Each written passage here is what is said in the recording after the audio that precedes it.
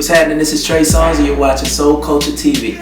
I want the money, money in the cars, cars in the clothes. I suppose I just wanna be successful. In the beginning of my career, I did mixtapes because I was working on an album, and it was my first album, so it was a lot of chefs in the kitchen, a lot of people trying to make this album the best it could be. And with that, it didn't come out as fast as I'd liked it to. So I did mixtapes to make sure that I kept my creative juices flowing and to get my frustration out and to let people hear my music. Even though the internet and mixtapes were not nearly as big as they are now, as the years passed along, it was something that I enjoyed doing. Well, I enjoy making music so much. When I hear someone's record that I love, I want to put my take on it, you know. Or if I don't want to wait to put a record out, you know, I have the internet, I have Twitter, where there's 750,000 people that I can send out and they can hit a link and they get it right then. But it's all because I love making music, you know. And sometimes I think we're in a world where the fans don't have to wait 11 months or 12 months for an album to come out. You know, they get music so many different places, so I want to be a part of that. I want to be a part of my fans every day. I'm working on my album as well as a mixtape. I have a lot of songs in the can that I want to make sure that I mix correctly and make sure that they're to my liking before I put them out. But in the past few months, I probably put out like 4 or 5 mixtape records. You know, I actually record in my hotel room from time to time if I have enough energy. But like I said, music is very fun for me, and the mixtape records sometimes are like practice. It's sometimes like, you know, scrimmaging. If you play basketball, it's not a real game. You know, so you get to test your skills a little bit. You get to do things you probably wouldn't do in a real game. So when the real games come, you know, you could play like a winner.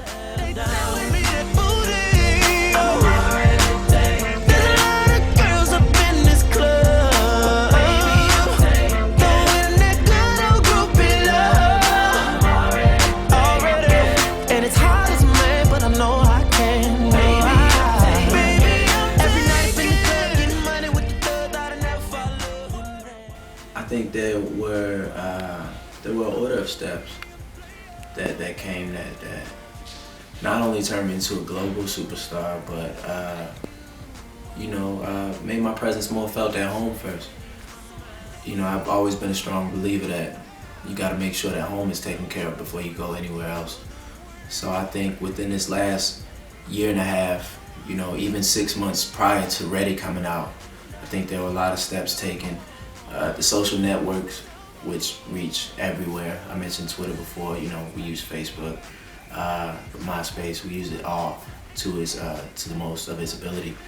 And you know, putting out the music. There was a point where I was putting out a new song every week. You know, it was Trey Songz Music Monday. I put out a new song every Monday for like 2.5 months before my mixtape came out, which was Anticipation, which got 50,000 downloads the first night. You know, Ready came out. Ready's had 6 or 7 singles. I think that has a lot to do with it. Going on tour with Jay-Z, who's an international superstar, that definitely brings a lot of attention to my name. I performed with Stevie Wonder on the BET Honors. You know, I kissed Toni Braxton on stage. You know, like, so it was a lot of steps towards where I am now, and I think that it's just beginning, even still. You know, that's why this run is so jam-packed, my schedule. That's why I'm in a different country every day, because I need to make my presence felt. And even when I come back next time, I work even harder to make my presence felt.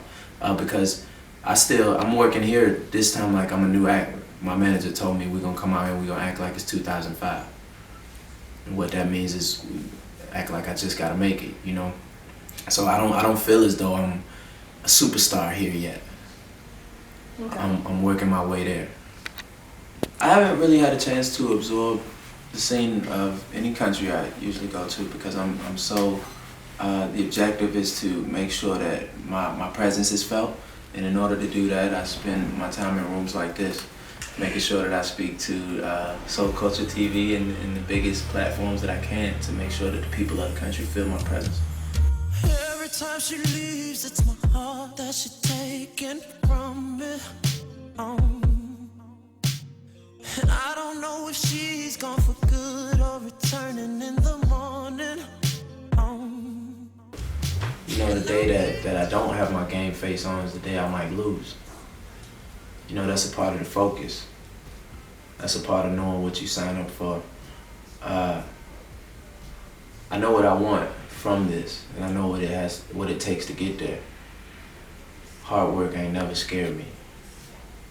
I know what it's felt like to not be the hottest, to not be as relevant, to not have top 10 single after top 10 single or number one single after number one single.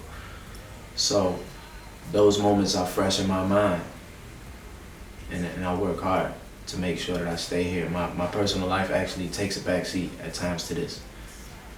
And I understand that, and my family understands that, and I work hard to get all that it is that I want. I was young when I came into the industry, but I was a young man. I wasn't a child. And growing up the way I did, my mother and the women around her raised me.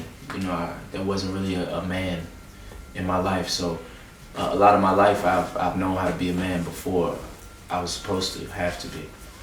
You know, so that comes with maturity. You know, and furthermore, the more time you spend in this game, the more you have to step into manhood, probably more than you would like to. You know, and the more I learn, the more I like it. There was a time where I didn't really understand this business fully, and I didn't really get it. I didn't really like it. It was so challenging. Now I like the challenge. I love the thrill. You know, and I think over the last few years, that's been a part of me, understanding what I'm working for and understanding what it's going to take to get there. And it's exciting. This is the most exciting time of my career.